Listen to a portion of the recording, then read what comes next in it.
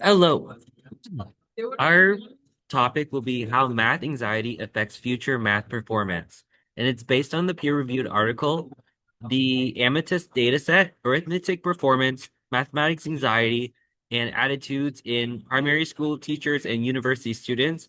And I'm Brandon Nguyen, and this will be Daniel Dong. Hi, this is Daniel and Brandon. My major is computer science. I have a strong interest in data visualization and would like to get a career in the future.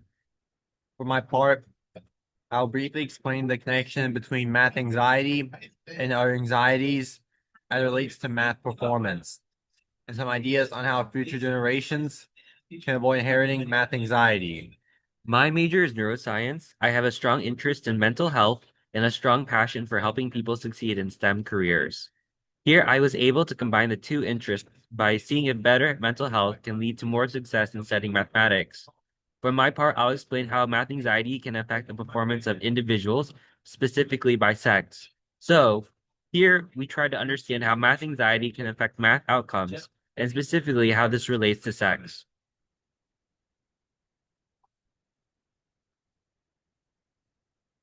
The heat map. Across the board, all anxieties studied seem to have a negative effect on arithmetic performance, though the correlation values are very near zero. It's not clear if they are statistically significant. Arithmetic performance was evaluated by the number of correct answers in a 40-question arithmetic test, and its correlations with different kinds of anxieties are the values in the first row. The worst performing anxiety is math anxiety at a negative correlation of negative 0.28. People who have state anxiety seem to also perform poorly at math with a slightly less negative value of negative 0.18. State anxiety is anxiety based on the situation without factoring in personality traits. Therefore, people who may be nervous in the moment are correlated with doing poorly at math. Test anxiety and GAD. Generalized anxiety disorder correlation values are too near to zero to make assumptions at negative 0.09 each. However, the trend still seems to be negative for these kinds of anxieties. Test anxiety may make sense that people who perform poorly on math exams may perform poorly on other exams. As for the correlations between anxieties, it looks like people who have math anxiety also have test anxiety, which makes sense because a lot of mathematics is studied in a testing format. The correlation value is 0.44, which means there's positive relationship for the two variables. People who have GAD also seem to generally have state anxiety.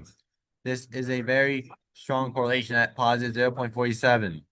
These two anxieties, generalized and state forms, made up the highest correlation, which means we are on the right track because this makes sense clinically. That said, generalized anxiety disorder has a weaker positive correlation with math or test anxiety, both at 0.34. Generalized anxiety disorder has a weaker positive correlation with test anxiety than state anxiety. With test anxiety, you would think GAD to be more debilitating than state anxiety when it comes to test anxiety. However, this data does not show up on math tests. Testing must be in the moment task. The box plot. Overall, those adults who want to teach mathematics to students in lower education perform better on the arithmetic test and have less math anxiety than those pursuing other careers. This is good because those who want to teach math should have better mathematics dexterity. Also, teachers who have less math anxiety are less likely to transfer any anxiety to the young adults they teach. This graph shows a binary true or false relationship for adults who want to teach mathematics to primary school students compared to those who don't want to pursue this career path. However, the dataset wasn't a true or false format. There was only 1 to 5 scale, where 1 was the least preference, 5 was the maximum preference. For the graph on math anxiety, we decided to do something a little different from the graph on arithmetic performance. We expanded the preference for the math teaching to its full 1 to 5 scale and not a binary relationship. This can more clearly show the correlation between math anxiety and likelihood pursuing math teaching. It shows a decrease in math anxiety as level of preference with math teaching increases. Developing math anxiety often starts at a young age. At this age in development, any inconvenient disposition by peers or adult mentors can translate to a lifelong disadvantage of math anxiety. To overcome math anxiety, we need to start young. And this means assisting adult teachers and helping their students. Here we pivot to research on math anxiety and gender. The violin plot. In this violin plot, it looks like on average, men do better than women at arithmetic. However, both violins show widespread with some women doing better than men.